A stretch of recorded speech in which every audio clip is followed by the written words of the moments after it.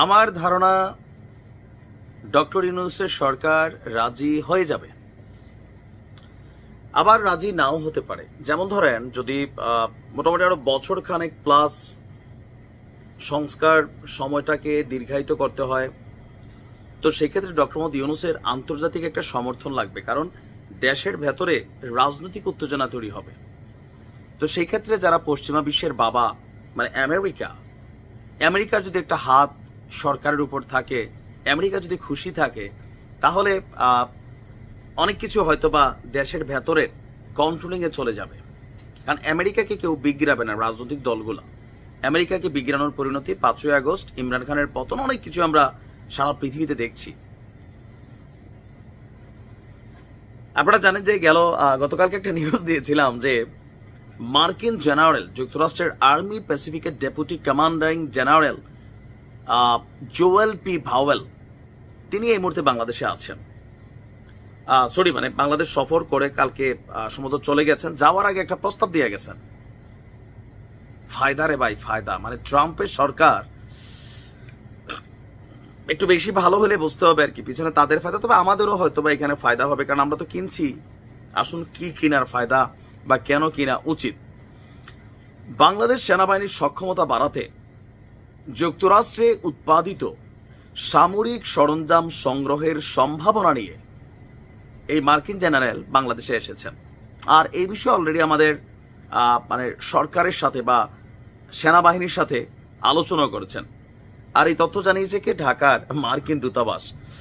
বলা হয়েছে সফরকালে lieutenant general vowel বাংলাদেশের সশস্ত্র বাহিনীর ঊর্ধ্বতন কর্মকর্তাদের সাথে সাক্ষাৎ করেছেন। সেখানে দুই দেশের সেনাবাহিনীর নিরাপত্তার স্বার্থ সম্পর্ক এগুলা বলার পাশাপাশি আপনার বলছে যে কি বলা যে মার্কিন যুক্তরাষ্ট্রের যে অস্ত্রগুলো উৎপাদন করে এগুলো বাংলাদেশ যেন, মানে আমাদের সেনাবাহিনীর জন্য এটাকে ক্রয় করে। এখন আমরা তো অস্ত্র উৎপাদন করি না, আমরা রাশিয়ার কাছ থেকে কিনি, চীনের কাছ থেকে কিনি, তারপর ইউক্রেনের কাছ থেকেও কিন্তু কিনছি, পাকিস্তান থেকেও কিনি, ভারত থেকেও কিনি। তো কিন্নাই যদি ব্যবহার করতে হয়, তো আমেরিকাটা কিনলে সমস্যা কি?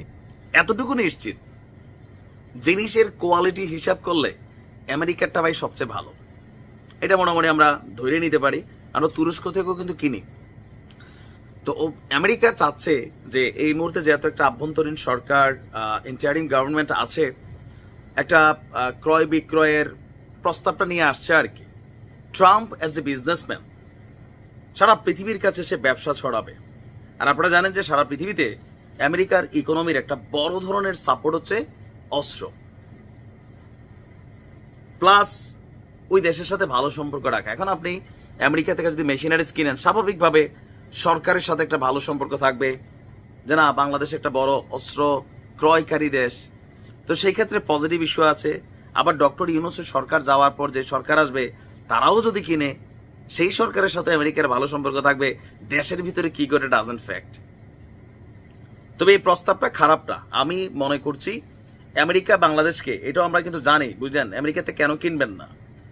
মাগনা খাওয়াটা কিন্তু আমেরিকাতে আমরা সবচেয়ে বেশি খাই।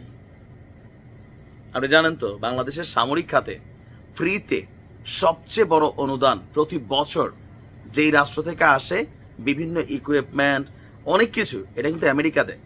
ভারত মাঝে মাঝে ঘোড়া টোড়া পাঠায়, আরো নানতান পাঠায়, কিন্তু সবচেয়ে বড় ডোনার দেশ হচ্ছে আমেরিকা। সো স্বাভাবিকভাবে তারা দাবি করতেই পারে, বহুত ফক্তা খাইছেন, এমনও দিচ্ছি ভাই, আমাদের থেকে কিনেন।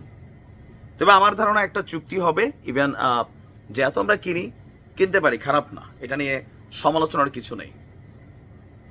ভালো থাকুন।